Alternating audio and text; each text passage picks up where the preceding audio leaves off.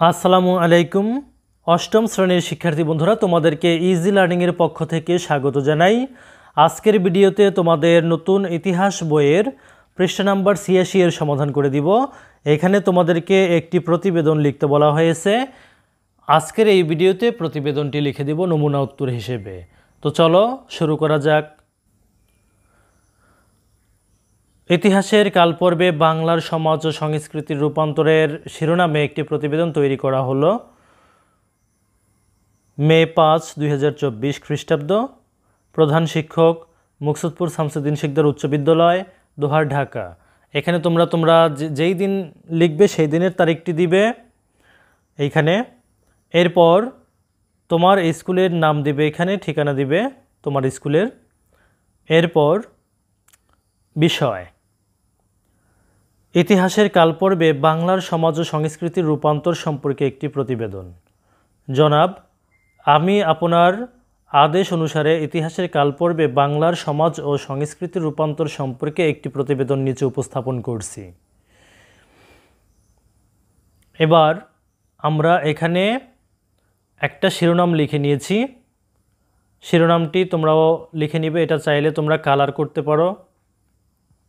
ইতিহাসের কালপর্বে বাংলার সমাজ ও সংস্কৃতির রূপান্তর।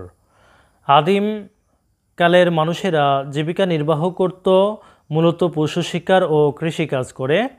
পরবর্তীকালে দ্রাবিড় ভাষাগোষ্ঠীর মানুষেরা ভারতবর্ষের সবচেয়ে প্রাচীন সভ্যতা হরপ্পা সভ্যতার জন্ম দেয়, যেটি ছিল একটি নগর সভ্যতা। আদিকালে মানুষ যখন চাষাবাদ জানত না, স্থায়ী বসতি ছিল না, তখন তারা দলবদ্ধ হয়েই শিকার এবং সংগ্রহের কাজ করত। আদিম সেই সমাজকে বলা হতো গোত্রভিত্তিক সমাজ। এরপরে মানুষের সমাজ কাঠামোতে সবচেয়ে বড় পরিবর্তন আসে কৃষি আবিষ্কারের ফলে। কৃষি আবিষ্কার মানুষকে খাদ্যের সংকট থেকে মুক্তি দেয়, স্থায়ী ঘরবাড়ি নির্মাণের সুযোগ করে দেয়, গোত্রভিত্তিক জীবনধারার পরিবর্তে গ্রাম বা নগরভিত্তিক স্থায়ী জীবনধারার সূত্রপাত ঘটায়।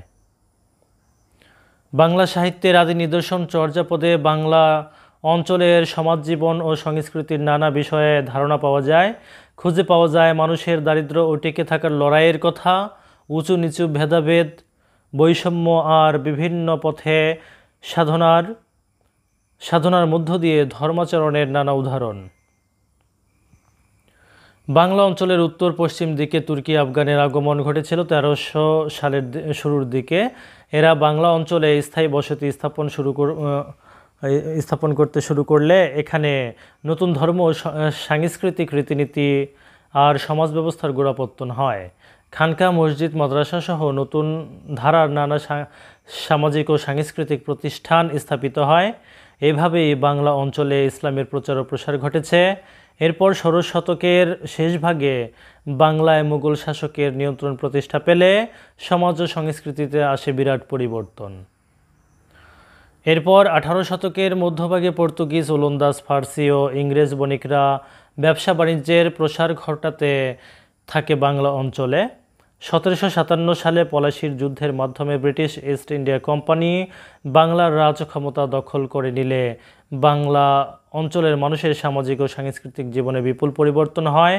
ইংরেজরা ইউরোপীয় শিক্ষাক্রম ও শিক্ষা পদ্ধতির আলোকে সকল শিক্ষা প্রতিষ্ঠান পরিচালনা করতে শুরু করে।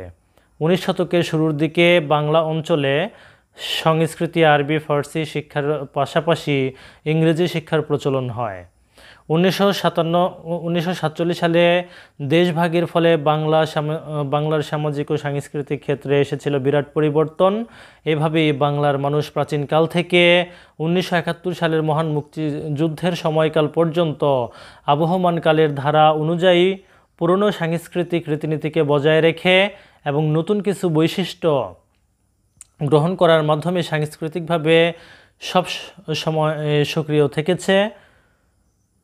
প্রতিবেদকের নাম ও ঠিকানা, এখানে তোমার নিজের নাম লিখবে, শ্রেণী লিখবে, শাখা লিখবে, রোল লিখবে।